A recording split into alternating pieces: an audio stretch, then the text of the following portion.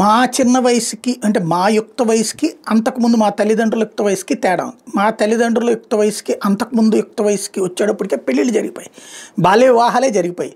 పెద్ద మనిషి అయిందంటే ఆడపిల్లకి పెళ్ళి, అదే సందర్భంలో బంధుత్వాల్లోనే ఎవరో ఒకళ్ళకి ఇచ్చి చేసేటటువంటి కాన్సెప్ట్ ఎక్కువగా జరిగేది, లేదంటే ఇతరులకి జరిగేది.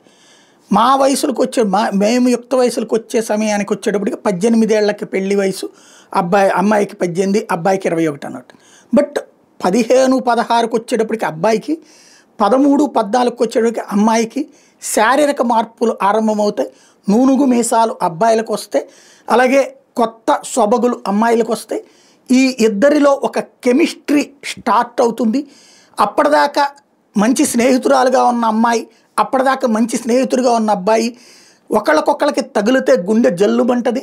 అదే సమయంలో ఒకళ్ళకొక్కళ్ళు మాట్లాడుకుంటున్నప్పుడు కళ్ళు వాలిపోవడం, సిగ్గుపడుతుండటం, లేదా ఏదో ఒక రకమైనటువంటి మధురమైన అనుభూతులు ప్రారంభం కావడం అవుతుంది. పెళ్ళిళ్ళు యుక్త వయసులో చేసుకున్నప్పుడు ఆ అనుభూతిని సెక్సువల్ ఇంపాక్ట్ కిందకి మార్చుకుంటారు. అప్పటికి పెద్ద పెద్ద ఇప్పటికి మళ్ళీ వీడియోలు, సినిమాలు, న్యూడ్ ఇష్యూస్ ఇట్లాంటివి లేవు. కాబట్టి పెద్దవాళ్ళు నవ్వుతా మాట్లాడేటటువంటి దాని ద్వారా తెలుసుకునే పాయింట్లని తాము ఎక్స్పీరియన్స్ చేయడం ప్రారంభిస్తారు. ఇంత దరిద్రపు విజ్ఞానం లేదు కాబట్టి ఆ రోజున ప్రతిదీ అనుభూతి, అనుభవం. కాబట్టి అప్పటి అరమరికలు లేనటువంటి, అంటే మనిషిని ముట్టుకుంటే గుండె జల్లుమంటం, లేకపోతే పక్కన కూర్చుంటే ఏదో ఒక ఫీలింగ్ రావడం, ఇవన్నీ జరిగాయి. ఆ తర్వాత వాళ్ళ సెక్సువల్ లైఫ్ కూడా సంతోషంగా ఉండేది. రోజులు మారిపోయినాయి. ఇవాళ రోజున పెళ్ళిళ్ళు అంటే 25-30 అనేటటువంటి పరిస్థితి.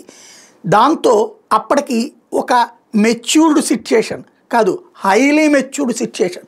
అబ్బాయి నుండి ఓవర్ ఎక్స్పెక్టేషన్ అమ్మాయికి, అమ్మాయి నుండి ఓవర్ ఎక్స్పెక్టేషన్ అబ్బాయికి. ఆర్థిక పరత్వం, స్థిరత్వం, ఆస్తులు, జీవితాలు, ఈ లెక్కలన్నీ వేసుకున్నాక పెళ్లి చేసుకుంటే రోజు ఇద్దరు ఆస్తుల గురించినో సంపాదన గురించినో వీటి గురించినే చర్చించుకుంటుంటే ఆ చర్చల మధ్యన వీళ్ళిద్దరిలో కెమిస్ట్రీ వర్క్ అవడం మానేసింది.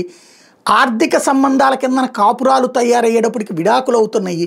రెండవది సెక్సువల్ రిలేషన్స్ అనేది బాగా నాశనం అవుతున్నాయి. ఇది మనం చెప్పట్లేదు, తాజాగా చెప్తున్నటువంటి రీసెర్చ్ చెప్తున్నటువంటి అంశం.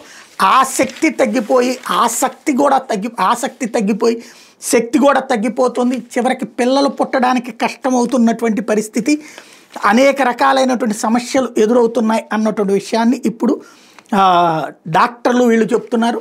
కాస్త త్వరగా పెళ్ళిళ్ళు చేయడమో లేకపోతే కాస్త అనుభూతి అన్నటువంటిది పెంచుకోవడమో చేయాల్సినటువంటి సందర్భం.